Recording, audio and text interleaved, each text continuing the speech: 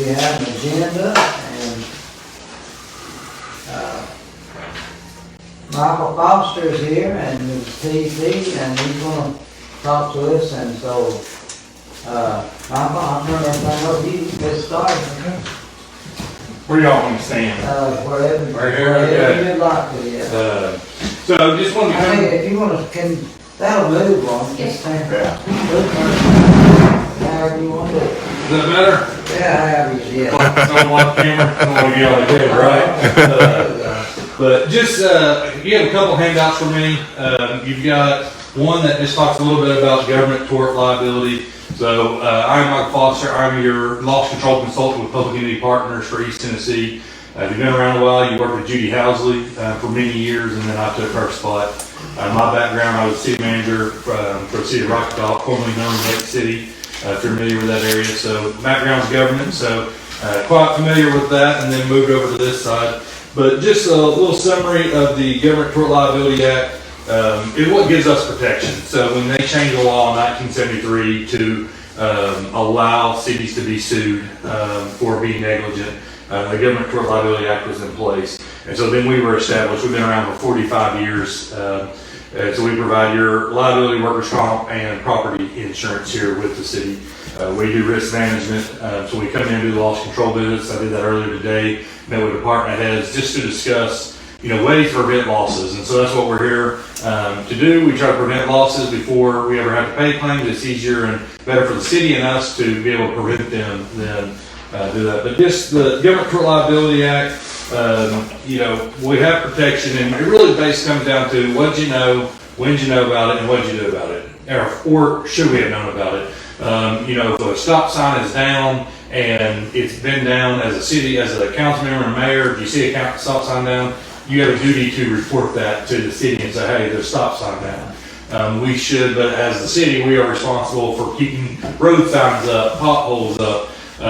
But if we had a storm coming through and we scrape the roads and we get a phone call at 8:05 for a pothole, and at 8:10 we get another phone call and 3 people's busted a tire got the pothole, then we're probably not going to be liable for that, because we didn't have, from the time we got notice, from the time we actually got it fixed, or could to even from the claim, you have to have a reasonable amount of time, the court says. So it's how we do it. There are things that we have a lot of immunity based on government tort liability. And stuff, and where our coverage.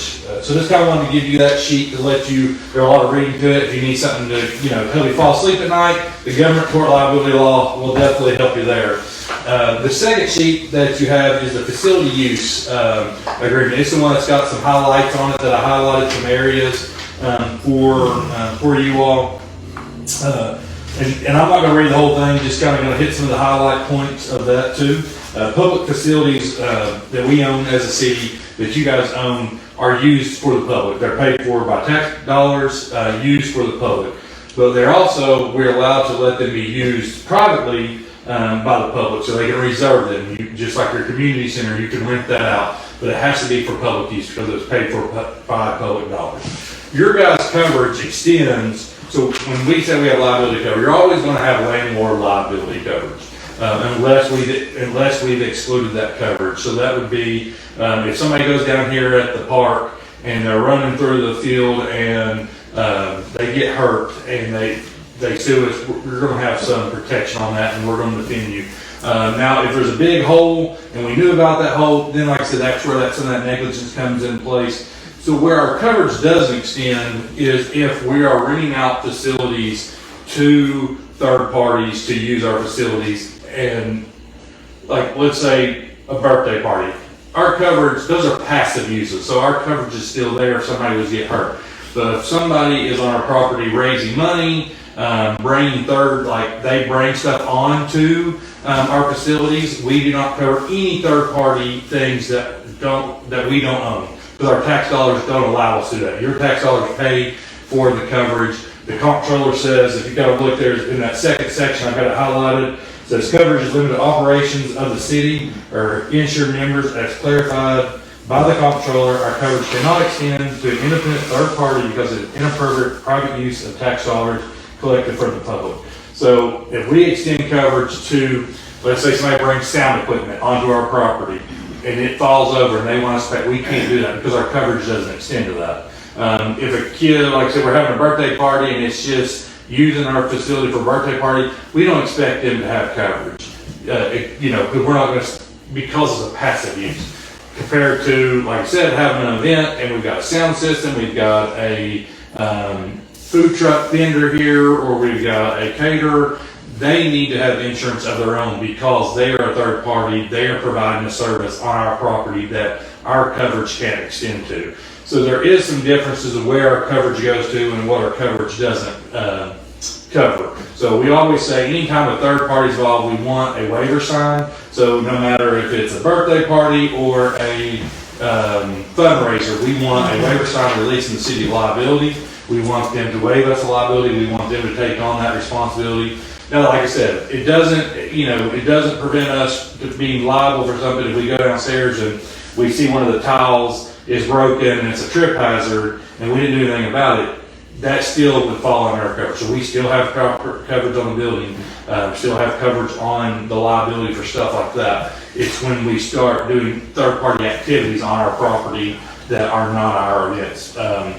If a group wanted to rent the Riverside Park for an event that we had nothing to do with, and they're going to rent it, we want to make sure they're carrying insurance. We want to make sure they're signing a waiver. We want to make sure all the participants either carry insurance or the group that's putting it on has a master policy that lists as additional name insured. We release that to the city of liability and put that coverage, towards us. And we want to at least be $1 million. And your policy, you guys do have a policy that you guys approved that has, that I think you used some of our sample policies with that, and your attorneys approved that you guys approved in 2024, about a year ago in April.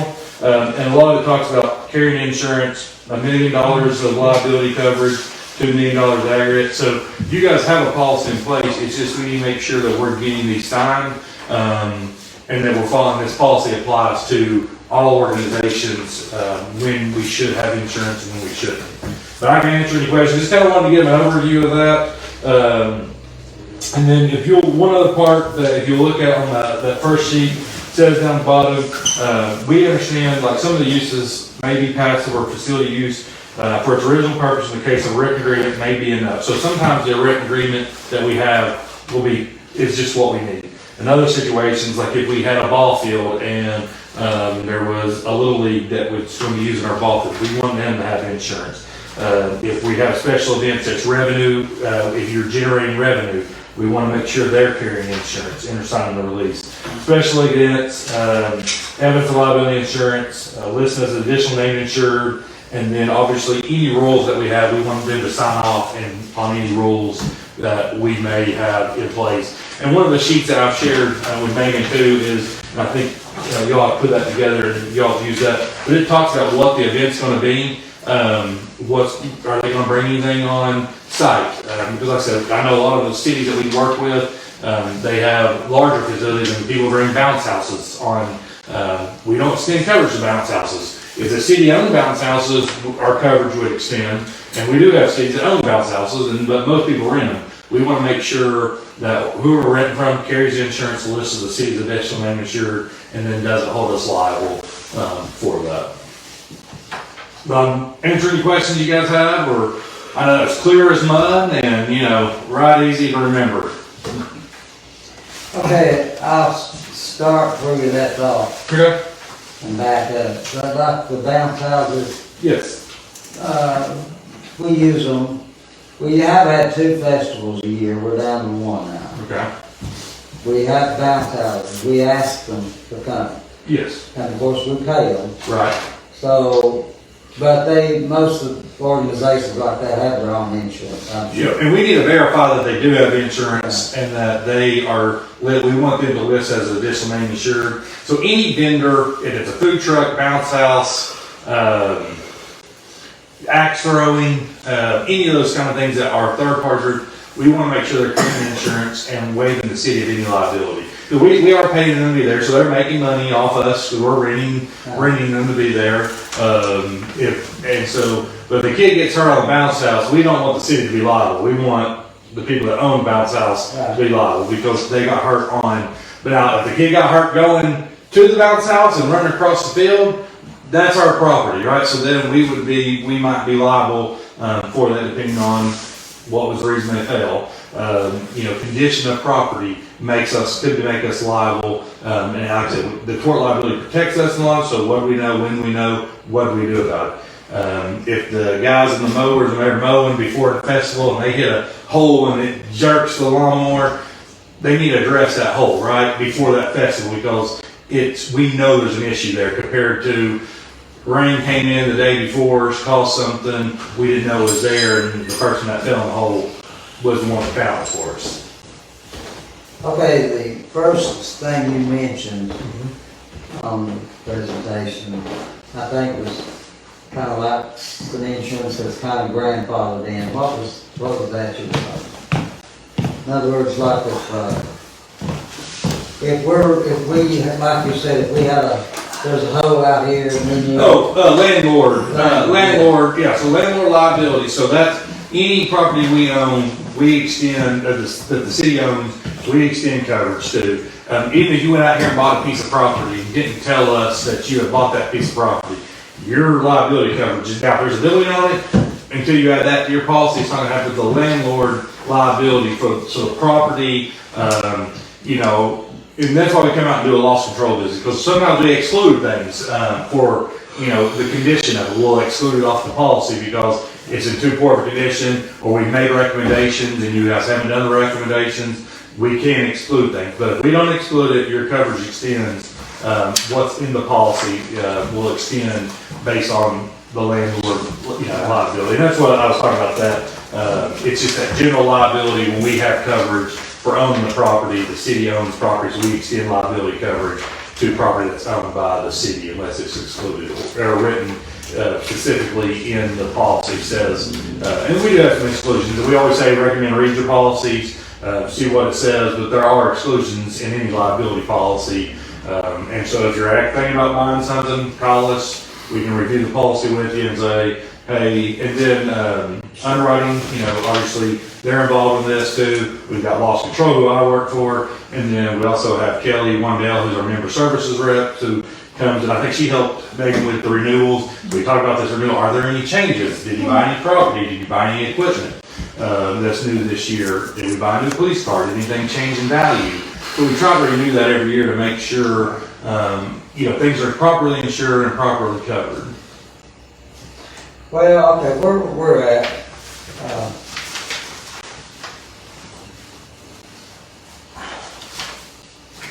there's been a lot of things talked about here, and I think we've already voted that people who are using our facility to make money have to have insurance. I'm not getting moved up, they have to have insurance, yeah.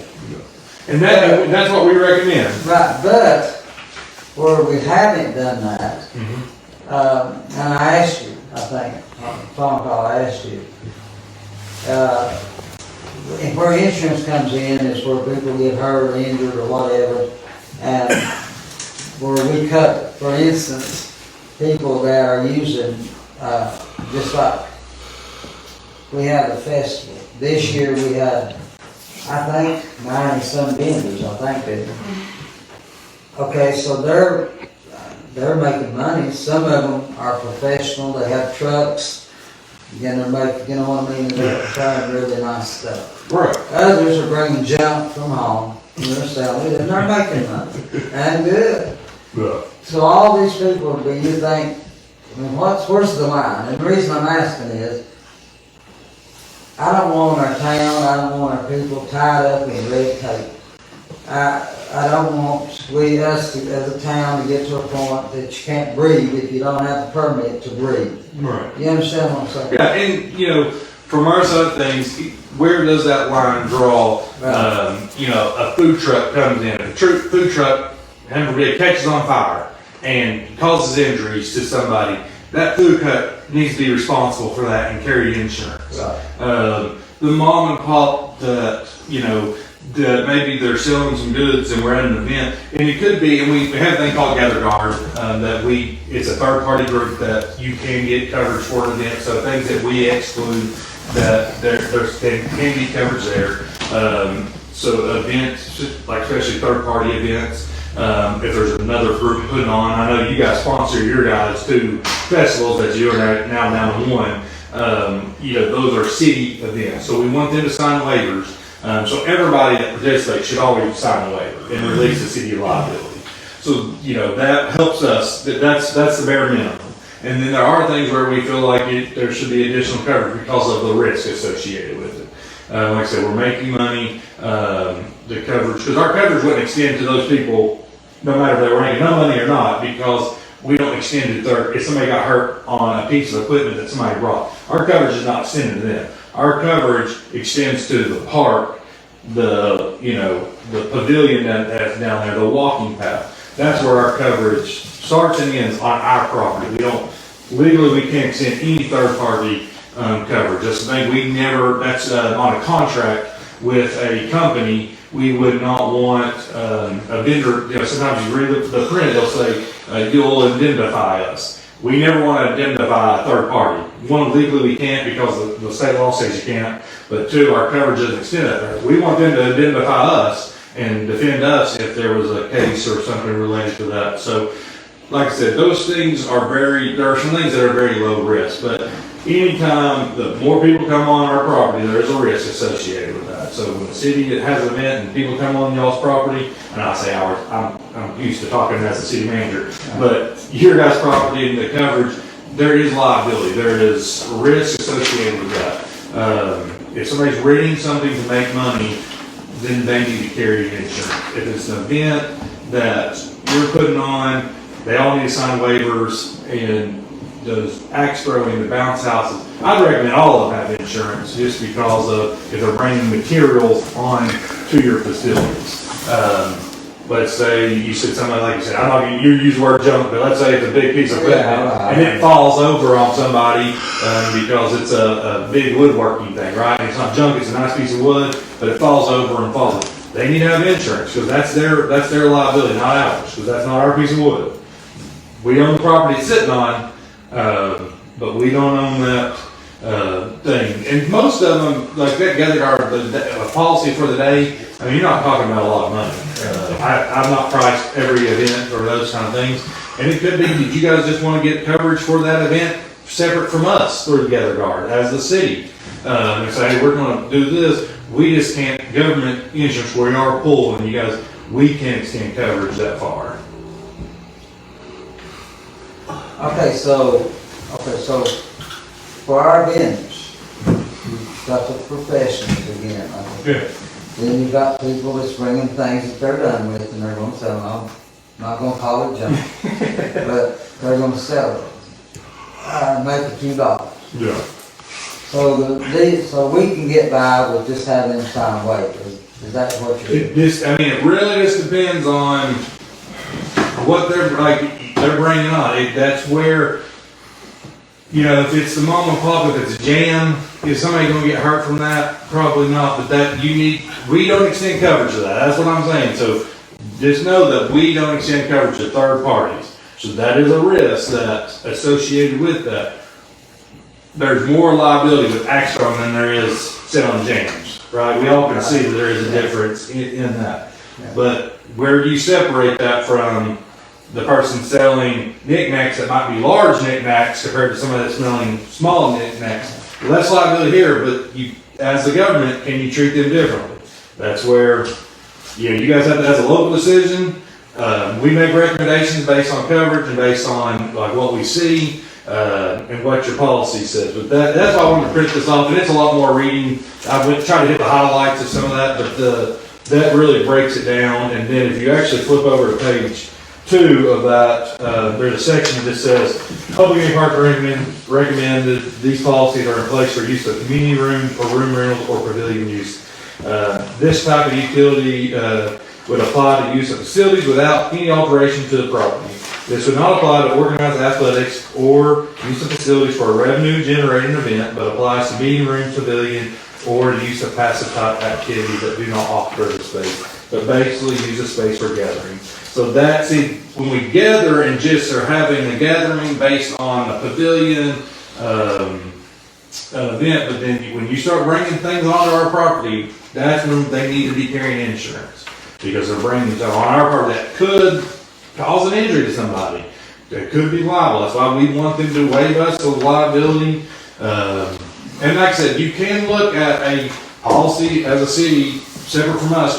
We can't write that through a third party and go, hey, we're doing this event and we want event coverage, and the city takes it. But that's not through us. That would have to be through, and I know Megan's done Gather Garden, has pulled some things there together, that we give that to other parties, but I know some cities will get a separate policy, because there are certain things we exclude. So, I mean, even some of our members that we've excluded on that coverage, they go pick up a third party coverage for, like we don't cover archery. Like we have some school events that, schools that have archery classes. That's something we've excluded, so they have to go get coverage from a different group that will cover that. So you could do something where you're doing a special event and the city wants to carry it, but that would be not through us. It had to be through a different third party. And your agent too can help with that. That is, what did you tell me that was? Jennifer and Jeremy. Yeah, so they can help you guys find a third party coverage for that event if you guys want to, provide the insurance for the whole event. Separate from what we do. You still have property coverage and the liability from the landlord, but the event, we only cover government activities and operational things. Okay.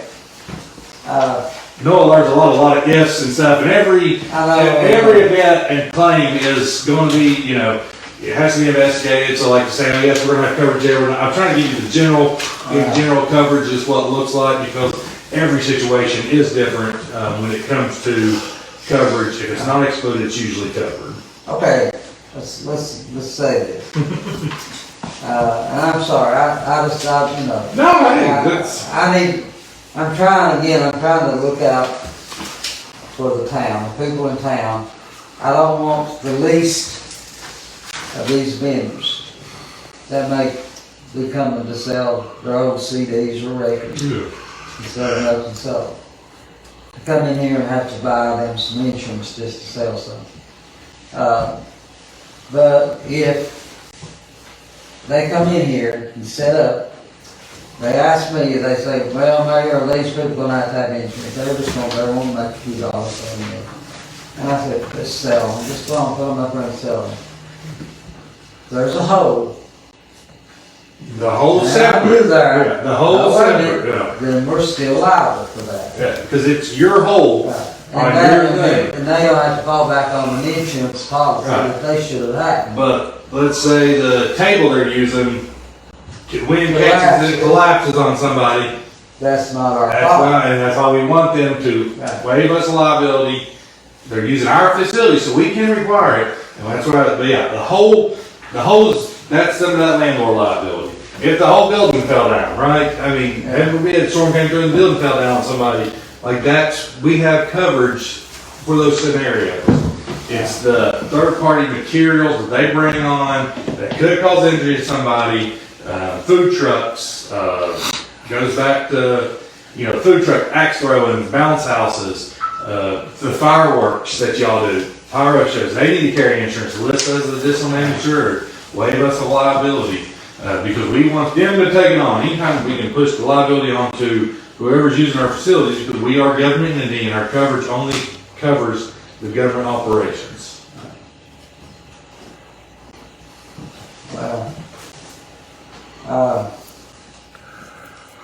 Well, like I said, Lord, I could ask 100 questions. And that's what we're here for. You got my card. You got to contact. Read this and see if you, after you read it, see if you got questions. Reach out to me. I know we've talked before on the phone. That's what we're here for. And we can only make recommendations to you guys. It's a local decision on how you guys handle that, and go from there. We make our recommendations. We put them, but number one, the waiver is the biggest thing. Make sure everybody's signing the waiver, because that is at least releasing us a liability. But we do recommend the insurance if anybody's making money or using our facilities to make money, or bringing third-party things onto our facilities, bounce houses, food trucks. And most of those, like I said, larger companies are carrying it. But even nonprofits, right? We've got a lot of nonprofits that like to use our things because for an event, to raise money or whatever it may be. 5Ks, we see those a lot in our town. People want to use our streets for 5Ks, or that event needs to have insurance and list the city's additional name insured and release this liability and that kind of thing. So I've seen I've sent Megan a lot of samples of stuff, and I think she distributes some of that to you guys. And your policy does say, it talks about carrying insurance and renting the facility, but we need the policy needs to apply to. And MTS also can help with that. If there's a policy review, they're more in the policy side of things of helping establish policies. We make recommendations on insurance and risk management and liability, and applying those measurements to different outlets. Well, I don't know. There's a lot to just. I don't. The way I'm looking at this is everybody that comes as vendors to the festival. If they're selling, like I said, items they're done with, and they're gonna maybe make a few dollars. And I've told you before, in my opinion, we're gonna run a bunch of them big laws if we say you gotta get you an insurance policy. We do have one group of people that are having vendor events, and we require them to have their own insurance. And they come back and tell me, we've looked everywhere, where do you find insurance for something like that? For a one-day event. But that Gather Guard is a place they can do for one-day events. They can use, they go through Gather Guard too. It's not through us, it's through Gather Guard. It's a third-party group that we use for like day coverage of events and stuff. But the city has an account they sign up for, so they can put the locations in. And then when they come, you say, hey, here's the information on Gather Guard. This is where you get an insurance policy, and then they just need to list the city's additional name insured. But just so you kind of think it from your perspective, you're talking about the little guy, but you got to remember, they're all third-party vendors. When they come on your property, they're all vendors, big, small. So, as government, we've got to apply things equally, and that's why the coverage, that's why we recommend the insurance, because our coverage doesn't descend to any of them, because they're all third parties, no matter how big or how small they are. Look over that, let me know if you have any questions. I'll answer any more questions that you guys have. And obviously, we're the councilmen and women that couldn't be here tonight. If they've got any questions, y'all left my card too. Megan not gonna get a hold of me, but like I said, we just try to provide information best we can, and the coverage and recommend policies in place for that to best cover and reduce risk for the city. All right. Thank y'all for your time. All right, thank you, Mike.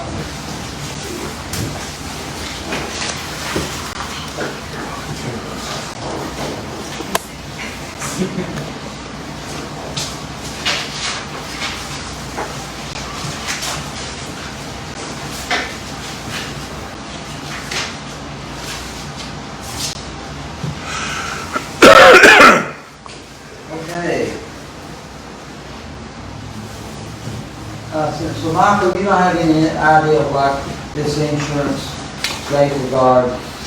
So I don't know a ton about Gather Guard because it is a third party. We used to use a thing called, before I started, we had switched to Gather Guard.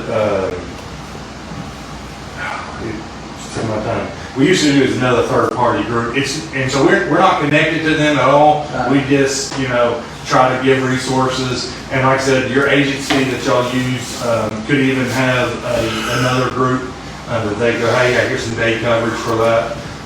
But Gather Guard just a resource that we have given Tulip. That was the one we used to use many years ago.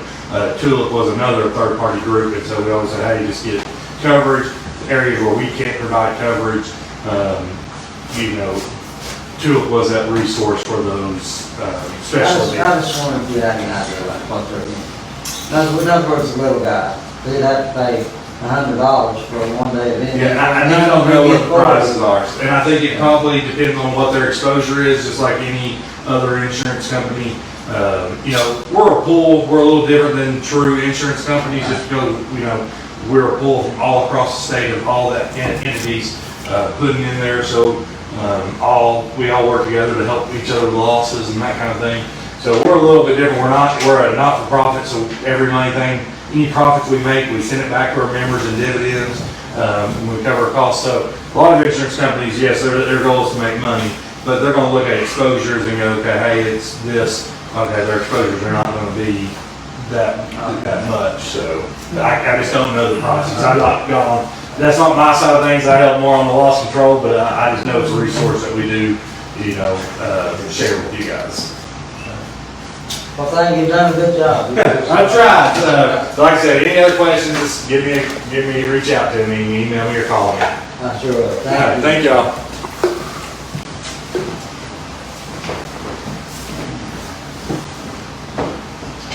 Okay, Safe Build has accepted our request to terminate services. On the contract, they are willing to complete the services for permits that have been issued. However, they will not issue any new permits after this state will then take over, so then we'll be done with safety. Is there anything else, Megan, There'll still be a few more invoices from them, just simply because I've asked them to continue with the permits that have been issued, since we've already received that revenue. I want to be sure that they get the service, and I think we discussed that, but that's nothing more to add to that. Okay. Resolution changing to the state regulated building program effective 2/12/25. So we'll be changing to the state regulated building permit program on this statute on 2/12/25. And we'll vote on that. And that should be a resolution. Okay, Alderman Bishop, Warren is not here. So evidently he had some other idea about building inspector. I have no idea, I haven't talked to him about it. Did he have someone else, do you know, as he said? And he had some questions about himself, but he said that he would be here to speak to it, so I guess something came up. I'm sure that. Okay, River Hunt Festival, August 29th and 30th. I just wanted to confirm the dates, that way I could go ahead and put it on Facebook. I'm sure that's Labor Day weekend, right? Yes, I just want to make sure that you wanted it to still be that weekend. Yeah. And then, is it Saturday that we will do the fireworks, the 30th? Yeah. Yeah, and as far as insurance, I'm sure people that do our fireworks have insurance. I mean, I'm not concerned about that, and I'm sure they, in fact, I think they have it. Kind of shows that they're insured.